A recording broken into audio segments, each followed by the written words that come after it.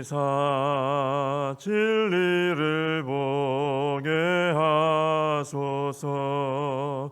진리의 열쇠 내게 주사 참빛을 찾게 하소서. 깊으신 뜻을 알고자 엎드려 기다리오니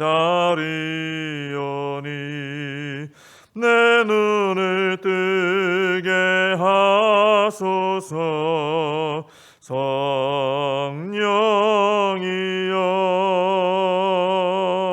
막혀진 내 귀 여시사 주님의 귀한 음성을 이 귀로 밝히 들을 때에 내 기쁨 한량 없겠네. 깊으신 뜻을 알고자 엎드려 기다리오니 내 귀를 열어 주소서. 성령이여 봉해진 내 입 여시사 복음을 널리 전하고 차가운 내 맘 녹여주사 사랑을 하게 하소서. 깊으신 뜻을 알고자 엎드려 기다리오니 내 입을 열어 주소서. 성령이여.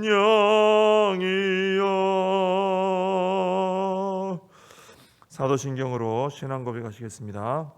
전능하사 천지를 만드신 하나님 아버지를 내가 믿사오며 그 외아들 우리 주 예수 그리스도를 믿사오니 이는 성령으로 잉태하사 동정녀 마리아에게 나시고 본디오 빌라도에게 고난을 받으사 십자가에 못 박혀 죽으시고 장사한 지 사흘 만에 죽은 자 가운데서 다시 살아나시며 하늘에 오르사 전능하신 하나님 우편에 앉아 계시다가 저리로서 산 자와 죽은 자를 심판하러 오시리라. 성령을 믿사오며 거룩한 공회와 성도가 서로 교통하는 것과 죄를 사하여 주시는 것과 몸이 다시 사는 것과 영원히 사는 것을 믿사옵나이다. 아멘.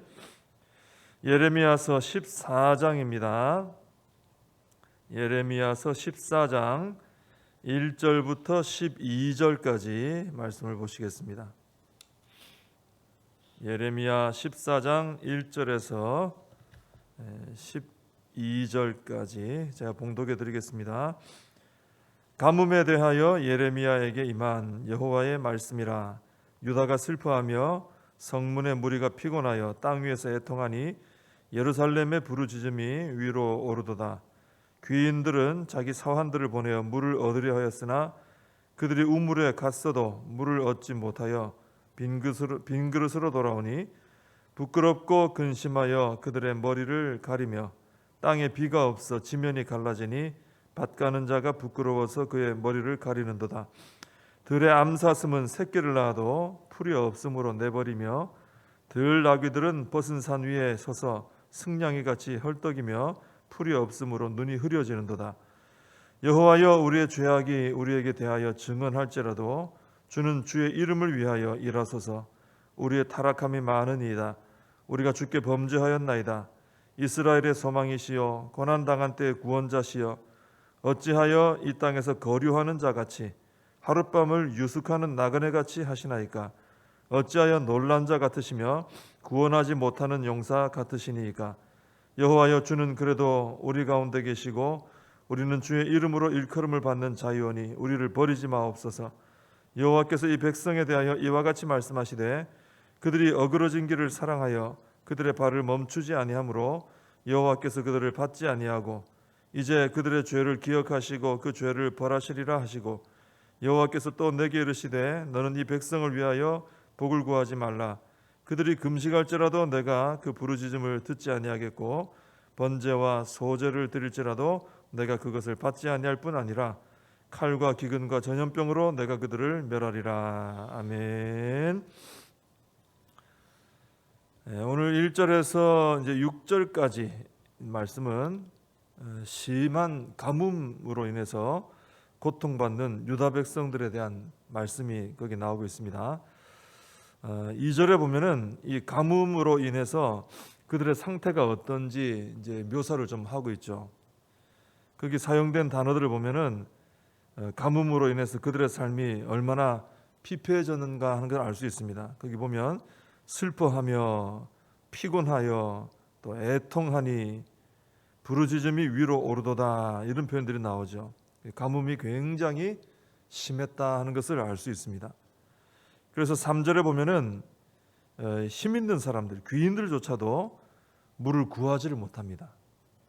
아무리 힘들어도 또 힘이 있으면 또 어떻게 구하고 이럴 수 있는데 그것도 안 된다는 거죠. 그 정도로 심합니다. 또 4절에 보면 농부들, 농사 짓는 농부들도 갈라진 땅만 보고 한숨 짓고 있습니다. 또 5절에 보면은 들의 암사슴들도 새끼를 낳았는데 먹일 풀이 없어가지고 새끼를 버리고 갈 정도입니다. 또 6절에 보면 들나귀들도 헐벗은 산에서 풀을 찾아 헤매다가 굶주린 채로 이제는 눈이 막 흐려지기까지 하는, 앞이 안 보이는 이런 지경이 되고 말았습니다. 뭐 사람도 자연도 또 모든 짐승도 이 가뭄 때문에 굉장히 힘든 상태라는 거죠. 자, 이렇게 가뭄이 심해지니까 유다 백성들이 하나님을 찾기를 시작합니다. 7절에서 9절까지 보면은 유다 백성들이 가뭄 가운데 하나님께 기도하는 내용이 나오는데 7절에 보면은 유다 백성들이 자신들의 죄를 인정을 하죠. 이제까지 유다 백성들이 죄 인정하는 내용이 거의 안 나왔습니다. 근데 인정하면서 우리가 이렇게 죄를 많이 지었지만 그래도 하나님께서는 하나님의 이름을 위하여 일해 주셔야 됩니다 하고 요청합니다. 자신들은 죄를 지었지만은 하나님께서는 백성들을 향한 하나님의 어떤 역할을 해 주셔야 되지 않느냐 이렇게 말을 하는 거죠. 그러면서 8절과 9절에서 지금 가뭄 중에 그들이 느끼는 하나님에 대해서 묘사를 합니다. 어찌하여 이 땅에 거류하는 자 같이 하룻밤을 유숙하는 나그네 같이 하시나이까. 또 어찌하여 놀란 자 같으시며 구원하지 못하는 용사 같으시나이까. 가뭄 중에 이들이 느끼는 하나님이에요. 우리도 왜 심한 고난을 경험하면은 왜 하나님 우리 안 도우십니까? 왜 힘이 없으십니까? 뭐 이런 얘기 하잖아요. 그런 식으로 얘기하는 거죠. 그 8절 첫 부분에 보시면 이 사람들이 하나님에 대해서 유다 백성들이 이스라엘의 소망이시여 고난당한 때 구원자시여 이렇게 불렀습니다. 그러니까 원래 이런 분인데 왜 지금 가뭄 가운데 있는 우리를 돕지 않으시느냐. 마치 지나가는 나그네처럼 관심도 없고 또 힘없고 비겁한 사람처럼 자신들을 위해 힘 한 번 안 써주시느냐. 지금 그렇게 이제 말을 하고 있는 거죠. 그러면서 9절에 보면은 여호와여 주는 그래도 주의 이름으로 일컬음 받는 자유오니 우리를 버리지 마옵소서 이렇게 말합니다. 여기 보면 그래도라는 말이 나오죠. 그래도 그러니까 자신들이 그렇게 죄를 많이 지었고 또 지금 자기들이 보기에 이 가뭄 가운데 하나님이 힘없는 분으로 보이고 도와주지 않는 것처럼 느껴지지만 하나님 그래도 우리가 명색이 하나님 백성인데 좀 도와주셔야 되는 거 아닙니까? 이렇게 얘기하는 거죠. 우리가 7절에서 9절까지 말씀을 잘 보면요, 얼핏 보면 그냥 읽어보면 유다 백성들이 이 가뭄의 고통 가운데 드디어 정신을 차렸나? 죄를 인정하는가? 뭐 이런 생각을 좀 하게 만드는 말씀입니다. 그러나 사실은 그들은 돌아온 게 아닙니다. 가뭄 때문에 너무 힘드니까 자기들이 죄 지은 거를 이제 인정하는 척 하는 거예요. 그냥 염치 없으니까 일단 하나님이시라면 염치 없지만 백성 좀 도와주고 봐야 되는 거 아닙니까? 우리 너무 힘든데 좀 도와주시면 좋겠는데요. 이렇게 얘기하고 있는 것이죠. 그래서 우리 10절 이하에 보면은 하나님께서 그들의 그 속마음을 아시고 그들의 요청을 들으시고도 단호하게 도와주지 않겠다 이렇게 말씀을 하시는 겁니다. 10절에 보면 하나님께서 그들을 받지 않으시고 그들의 죄를 기억하고 그 죄를 벌하시겠다 하시면서 그 이유에 대해서 이렇게 말씀하시죠. 그들이 어그러진 길을 사랑하여 그들의 발을 멈추지 아니함으로 그랬습니다. 하나님은 정확히 보시잖아요. 유다 백성들이 7절에서 9절까지 말씀을 통해서 마치 진짜 회개하는 것처럼 하나님께 도와달라 이렇게 기도하고 있지만은 사실은 당장 처한 현실, 이 가뭄의 고통, 이거 벗어날 생각으로 지금 잠깐 그렇게 하는 것입니다. 그들은 여전히 하나님을 무시하고 있습니다. 또 여전히 죄악의 발을 담그고 있습니다. 그들이 걸어가던 그 길이 있죠. 불순종의 길, 우상숭배의 길, 전혀 돌이키지 않습니다. 자기들의 유익이, 기쁨이 거기 있으니까 안 돌이키면서 지금 곧 죽을 것 같으니까 하나님께 책임지고 살려주셔야 되는 거 아니냐, 이렇게 요구를 하고 있는 것이죠. 삶은 안 바꾸고 지금 죽을 것 같으니까 당장 찾을 건 하나님밖에 없고 찾아서 하나님 도와주시오, 이렇게 얘기하는 것이죠. 그래서 하나님께서는 그들의 그 더러운 속마음, 그 뻔뻔함, 이걸 아셨기 때문에 그들을 돕지 않겠다 하신 겁니다. 진심으로 돌이키는 게 아니니까. 11절에서 예레미야 선지자에게도 하나님께서는 너 이 백성 위에서 복을 구하지 말아라, 저들 속지 말아라, 그러시는 거죠. 그리고 12절에서 그들이 만약 금식까지 하면서 구할지라도 나 안 듣겠다 그러시고, 번제를 드려도 소제를 드려도 나는 안 받겠다, 오히려 칼과 기근과 전염병으로 그들을 멸할 것이다, 이렇게 말씀을 하시는 겁니다. 어떻게 보면 돌이키는데 왜 안 도와주시냐 싶었지만은 그게 아니었던 거죠.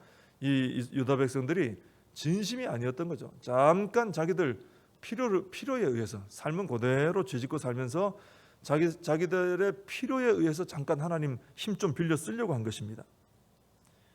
이렇게 하나님 앞에 진정으로 회개해서 삶을 돌이키지 않고 내가 필요할 때만 찾아가서 하나님 도와주셔야 되는 거 아닙니까 하는 것은 어떤 태도냐 하면은 하나님을 나의 경배의 대상으로 섬기는 태도가 아니고 나를 위한 수단으로 여기는 악한 태도라고 볼 수 있는 것입니다. 우리 하나님은 우리가 경배해야 될 분, 우리의 목적이 되시는 분이죠. 근데 그 하나님을 나의 어떤 이익을 위해서 수단으로 써버리면은 바른 신앙이 아닌 것입니다. 그래서 우리가 정말 하나님의 은혜와 하나님의 도우심 가운데 살아가기 위해서는 먼저 하나님께서 돌이키라 하신 것들에서 실제적으로 구체적으로 돌이키는 그런 결단과 삶의 변화가 있어야 되는 것이죠. 하나님 앞에 내 진심이 지금 정말 그렇게 변했습니다, 정말 저 이제 돌이킵니다라는 게 우리의 삶의 열매로 보여져야 된다는 것입니다. 그것이 진정으로 하나님의 말씀에 귀를 기울이고 순종하는 자의 태도이기 때문에 말만 그래서는 안 되는 거죠. 나의 유익을 위한 하나님을 도구로 써서는 안 되는 것이죠. 진심으로 우리가 바뀌어져야 되는 것이죠. 그래서 우리는 이 유다 백성들처럼 하나님을 나의 어떤 이익을 위한 수단으로 삼지 말고 우리 하나님이 내 마음속에 목적이 되시고 우리 하나님을 바르게 경배하고 그래서 말씀대로 순종하며 살아가는 우리가 될 때, 그때 우리 하나님께서는 정말 백성들을 또 축복하시고 또 그들을 은혜의 길로 인도해 주시는 그 하나님을 우리가 만나는 그 은혜를 체험하게 될 줄로 믿습니다. 기도하겠습니다. 하나님 아버지, 오늘 유다 백성들을 보니까 진심으로 회개하지 않고 돌이키지 않고 여전히 자신들이 좋아하는 불순종의 길, 우상 숭배의 길 걸어가고 있으면서 가뭄 때문에 힘드니까 하나님 그래도 도와주셔야 되는 거 아니냐 하면서 하나님을 자신들의 이익을 위한 수단으로 사용하는 것을 보게 됩니다. 하나님께서는 그들의 마음을 정확히 보시고 또 그들에게 너희들의 진심이 나에게 닿지 않았기 때문에 도와줄 수 없다 말씀하시는 것을 보게 됩니다. 하나님 아버지, 저희들이 신앙생활하면서 저희들의 이익을 위한 수단으로 하나님을 사용하는 이런 사람들 되지 않게 해주시고 우리 하나님을 바르게 경배하며 진심으로 사랑하며 진심으로 경외하며 하나님 말씀대로 순종하며 살아가는 저희들의 삶이 되게 하여 주시옵소서. 오늘 하루도 저희들의 삶 가운데 하나님과의 바른 관계 속에 순종하는 삶이 있도록 하나님 인도하여 주시옵소서. 예수님의 이름으로 기도하옵나이다. 아멘. 주님과 주신 기도로 예배를 마칩니다. 하늘에 계신 우리 아버지여, 이름이 거룩히 여김을 받으시오며 나라의 임하옵시며 뜻이 하늘에서 이룬 것 같이 땅에서도 이루어지이다. 오늘날 우리에게 일용할 양식을 주옵시고 우리가 우리에게 죄진 자를 사하여 준 것 같이 우리 죄를 사하여 주옵시고 우리를 시험에 들게 하지 마옵시고 다만 악에서 구하옵소서. 대개 나라와 권세와 영광이 아버지께 영원히 있사옵나이다. 아멘. 오늘 말씀을 붙들고 함께 기도하시고 또 나라와 민족을 위해서, 코로나 사태를 위해서, 또 교회와 다음 세대 우리의 사명을 붙들고 함께 기도하겠습니다.